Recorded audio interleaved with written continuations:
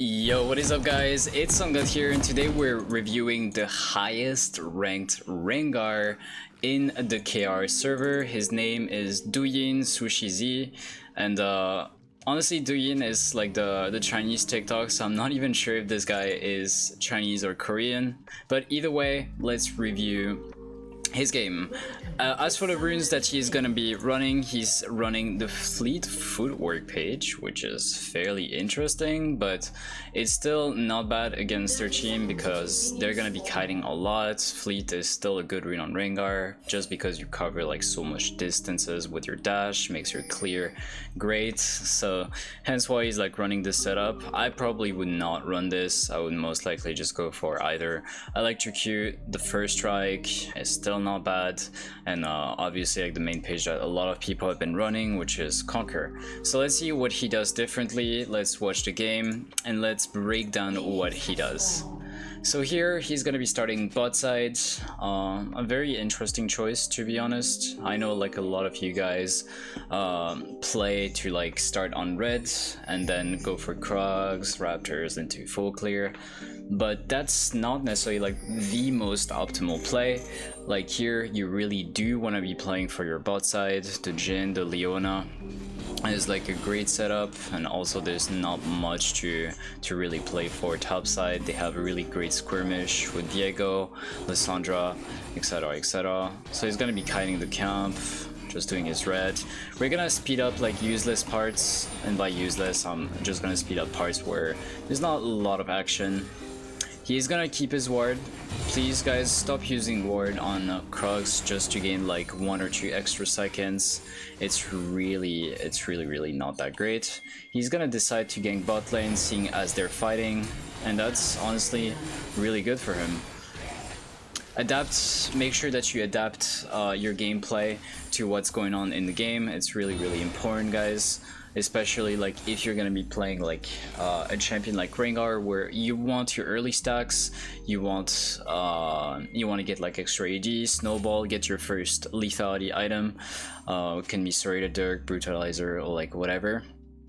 And yeah, it's great. Like now he's starting with 2 kills, 2 stacks. That also means that Diego has a chance to invade like his top side, but Leona does answer greatly. And I quickly want to go back to like this play here. You see like how he's getting a level 2 and he's like just farming the minions in order to get level 3. This is really important here, right? Because if he gets caught off guard by Diego, then he's pretty much screwed. So that's why he played for level 3. Great reaction by Leona by covering the top side. There's a play happening mid, so he wants to answer the Camille. He does end up getting the empowered E, and also plays for the Diego here, so it's an absolutely flawless early game. We still have our top side, we have top scuttle, we have our top camps, so we literally could not ask for like a better early game. We have the most gold in the game, we're making great plays, we're using we have really good map awareness, so far amazing game to play on.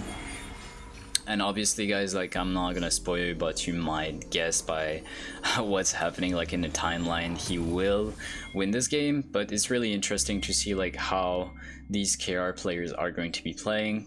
And you see like interesting fact, here is pathing towards bot side, but then decided to go top side when he saw the Diego. Why does he want to go for his top side here? Because it doesn't want the Diego to take his camps and potentially answer the play if they're gonna go for a dive here. So yeah, he just changed his game plan. There's 2 things happening on both sides. One, the Camille and Israel going for potentially a dive or catting on their turrets, and 2, the play happening top side. So here it is quite a dangerous play to go for. He is level 3, Diego is level 4, so he definitely does not want to play for this. He is level 4 though. He's gonna soak up as much damage as possible and do a double W in order to actually get the most amount of healing possible.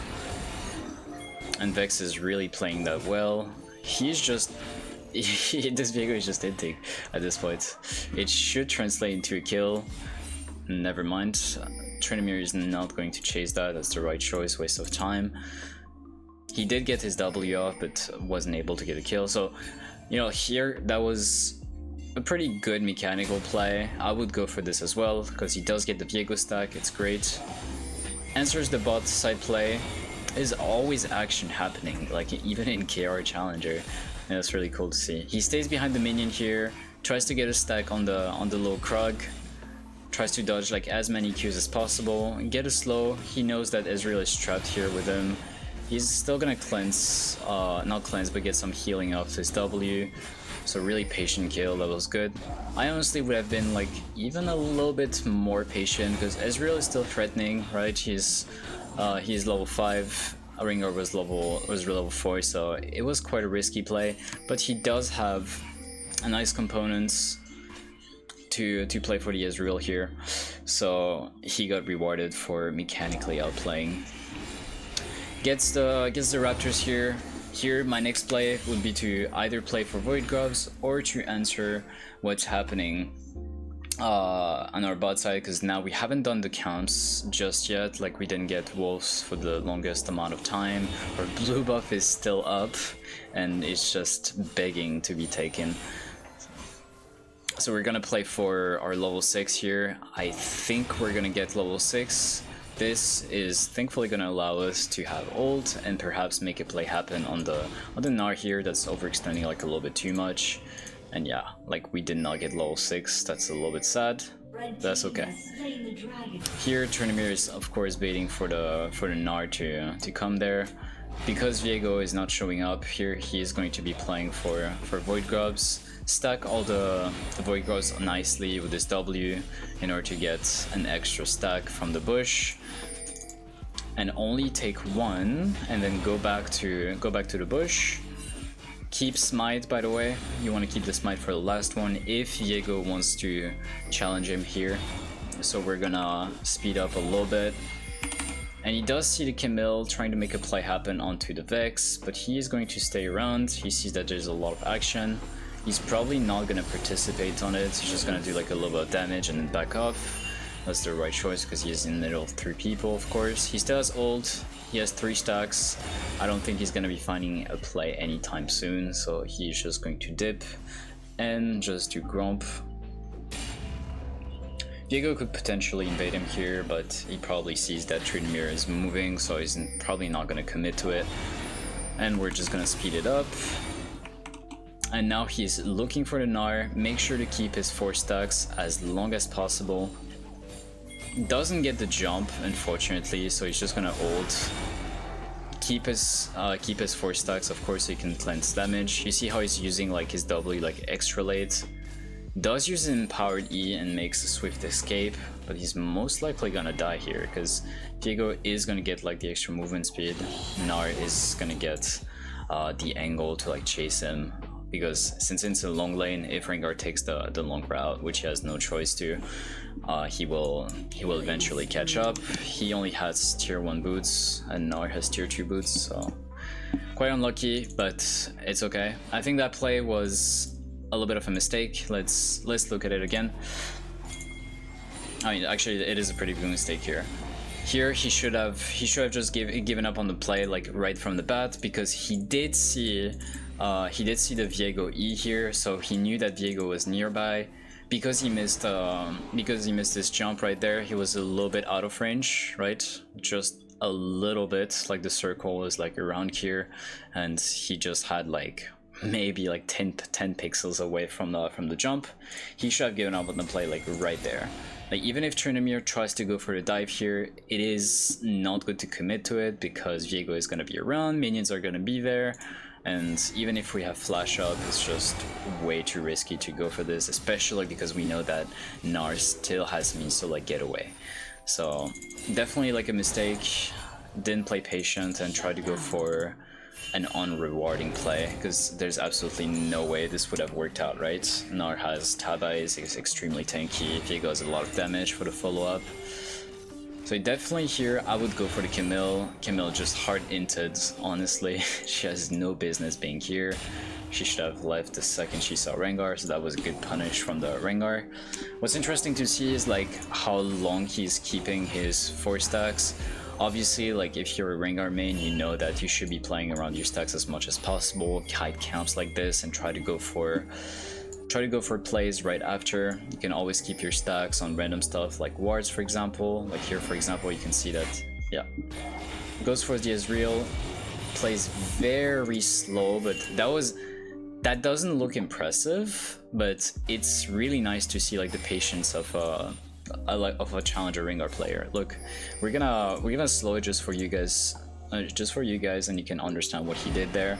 So here he has empowered Q, he has 0 stacks, he jumps on the Ezreal, uses E with W, so he slows the Ezreal, does a little bit of damage, then uses Q to get his empowered form. Jhin was able to even get the W root, and then he can just jump straight from the bush. So that was an amazing play from both. Really great mechanical execution here. Here he sees that there's a lot of action going on. He obviously sees that the Lissandra has no mana, but is not a play to be going for. Because actually Leona, not Leona, but Viego is gonna show up. For some reason, like, I genuinely do not understand this play from the Viego here. He has absolutely no vision, and he decides to face check a bush.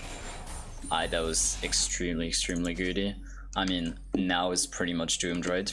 Rengar has 8 kills already, despite the mistake he did earlier. He made up for it, so I mean, he is in an extremely good spot. As for his items, he's just gonna go for the classic Profane Hydra, and he's probably gonna be building into Edge of Night, so that's good. So now we're gonna speed it up. He's gonna wait until he's in jump range, immediately punish the Viego. Tries to go for the Lissandra, but unfortunately she gets away. Because Gnar is like right next to the bushes, he's going to be jumping on him here. If you're playing against a Rengar and it's good to take it, like, you definitely do not want to fight a Rengar next close to the bushes. And again, like, amazing play for the Rengar here. Goes for the empowered E and smites the minion in order to get it off, but Lissandra started ult and they were able to punish this play from the low Rengo. So there's a lot of action going on here. We're gonna look at the low Rengar, see what he's gonna do in order to punish this. He sees that Viego might be chasing for the Jhin, so he tries to stay in cover. He knows that Drake is the next objective to go for. Oh, you missed this jump on the Croc here. So because they had like absolutely no prior here, he decided not to commit to Drake. Here he does go for Void Grub because he has the information that Viego was bot side and he's heading towards top side. So you need to trade 1-for-1 for the objectives, guys. If they take like Dragon or Void Grubs, you have to take something in return, or else they're gonna take both objectives, and that's actually a huge loss. Does use ult here and tries to go for the Camille. He is a little bit overextended. He knows that Viego is around, so he should be playing really chill here. That's good, that's good. He keeps his 4 stacks so that if they try anything crazy, he's gonna be able to instantly cleanse the damage. Still keeps his empowered W, uses his empowered W to cleanse some damage. Unfortunately, he did make the mistake to commit like a little bit too much, because if you look at it in lower speed, you will see that he played the first part of the fight well, which was keeping his W and then kite backwards, get his 4 stacks back. So you'll see, get 4 stacks, doesn't use W just yet, jumps again, but here you have to wait for the Vex to hit the opponent first, or else it's you're gonna be focused. Use the W, does not get in the bush in time in order to get the 4 stacks, and gets immediately punished afterwards. So a little bit impatient here. Like, I know this guy knows exactly what he is doing, and I have no doubt about that, but when you're playing Rengar, it's much better to follow plays, even if you're fed, as opposed to making plays like that happen, especially when you're against like high threatening champions that can lock you down fairly easily, like Lissandra, for example, right? So we're gonna be seeing what he's gonna be trying to do here. Right now, blue team is actually behind despite the lead that he had like in the early game. His top lane is not doing too hot. His Jhin just died, so that actually increases the lead red team has. But he's still not in a bad situation, right? He still has a lot of gold in his pocket, much more than Diego. Well, not much more, only 700. And he got his Edge of Night, so right now it's gonna be really hard for Lissandra to lock it down. Just gonna be doing Herald. Does take quite a while to do it though. So here they try to look for a play, there's nothing happening. Here I'm not really sure what he's doing. He should be looking to back instantly. Okay, well he's just gonna go for his camps, like pretty classic. You should be looking to get your 4 stacks. Tries to go for his scuttle, gets the scuttle. There's a lot of action happening mid, also now he's pushing top.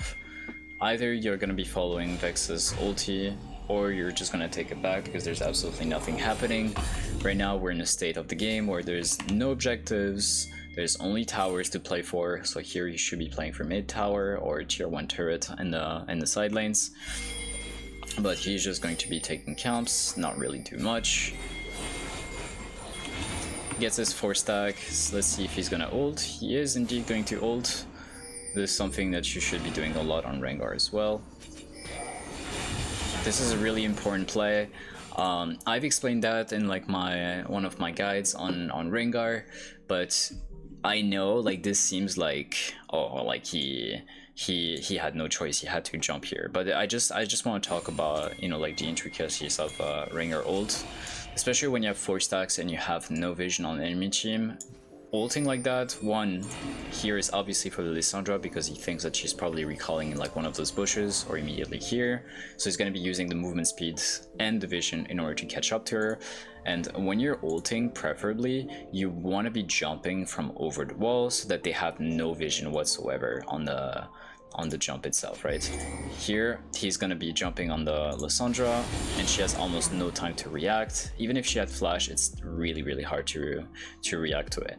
Let's look from Lissandra's perspective, and you're gonna see that there's like little to no time to react to it. I'm pretty sure the minions did spot her, but look, Rengar is gonna show up in a second. And yeah, like the only time she saw him is like when he started jumping because of the ward, and it was almost impossible to like react to.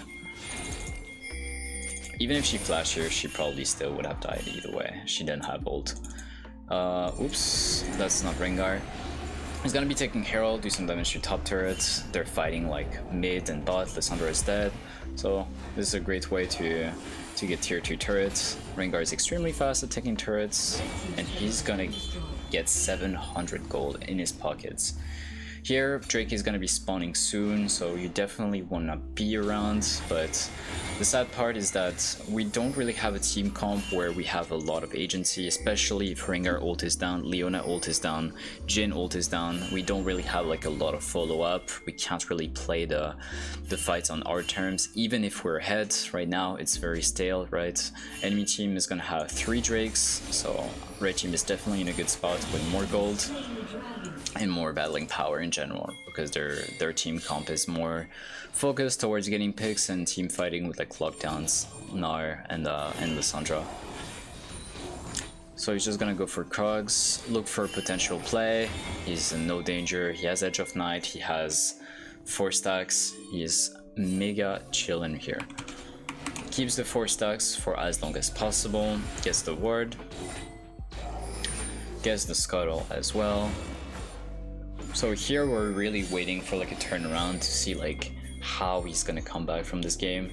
Does ult for vision, tries to look for a play, and you see like how he's like really waiting here. He's like making some weird movements. That's because Rengar R has a range on the minimap that shows, and it's gonna be like a huge circle around him. And if they are in the circle, that means that the eyes are gonna show up. As you can see here, the eyes start showing up. That means that they're aware that Rengar is ulting. He's gonna flash for it. Does kill the Ezreal. Is it worth it though? I would say it is if they get mid turret, but they're not going to get it here, especially because they're gonna cover up for it. We're gonna 8 speed it and go back on our Rengo. Yeah, we're gonna look at the items. I know that's something you guys have been asking me for a lot when I'm reviewing games like this. So he's gonna go for Mortal Reminder, which is obviously a great choice. I think Mortal Reminder is superior to LDR right now, especially because LDR only gives you 10 extra AD. Meanwhile, Mortal Reminder gives you the godly passive of anti-healing. So we're gonna do top camps. We're gonna try to get some control over Baron, because right now we have absolutely no vision whatsoever. It's really hard to go inside, and you see like he's really scared to really walk up. He's gonna ult for vision, so this is why Rengar is super strong like in the mid to late game, because his ult is gonna go on cooldown, but it's only 76 seconds. And 76 seconds goes by really fast. The fact that you're getting vision on absolutely everyone without wards, with no danger, is something extremely valuable. And you see like just because of Rengar ult, they were able to get some control back over Baron. So that's why he used it. He didn't use it necessarily to kill someone, he used it to track the enemy. Essentially being like some type of recon champion, right? This is Rengar's main strength, I would say, in the mid game.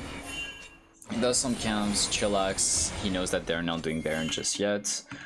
Right now we're in an awkward situation because we're essentially at 3 Drakes, soul point on red side. Baron is up, so it's gonna be super awkward during a Drake, because we absolutely have to play for it, but Baron is also up, so enemy team can basically choose to trade soul for Baron. But also we're not very strong in terms of team fighting, so we have to look for picks, we have to look for something here. He's gonna keep his 4 stacks, of course. Hitting wards is not going to reset your stacks. Here I would probably just look to keep my ult for a Drake fight, because again our Leona is not putting vision around important objectives. We're gonna use ult for recon and potentially kill the Gnar. If we do get a kill before Drake, it's absolutely massive, because we're gonna get some fighting power around Drake before soul point, and that also is going to prevent the fact that we're probably gonna lose it. Lissandra is gonna ult herself, and we try to go inside the bush here, punish this Lissandra, get a double kill and even a triple kill. It's such a good fight for Rengar because everyone is fighting inside bushes. Lissandra didn't have ult either, and we get even a quadra kill here. We get a free Drake and potentially even Baron if they wanted to. I don't think they have time anyway, but preventing them getting soul, getting a quadra kill, coming back in the game also allows us to get opportunity, gets a lot of gold for our team. So here we're extremely fed, we're looking good in the game. And let's see like how this is gonna go. Rengar is most definitely going to ult here again for recon. They absolutely need Rengar to ult, or else they won't be able to go here. And he steals Baron and even kills the Camille. That's such an amazing play. Let's watch this back because I was at 2x speed. So here obviously he looks at Baron being low HP. Everyone's like extremely low, and if you look, he's probably just gonna jump on the Camille. Boom. Empowered Qs the Baron, kills the Camille, and of course dies afterwards, but it's still an extremely rewarding play. Now blue team is ahead thanks to Rengar. He did an amazing fight around Baron. Not around Baron, around Drake, and also seals the Baron. So like right now I want to see the 4 honors on the Rengar. Trinivir is also doing some work. They also kill most of their teammates. It's an ace actually.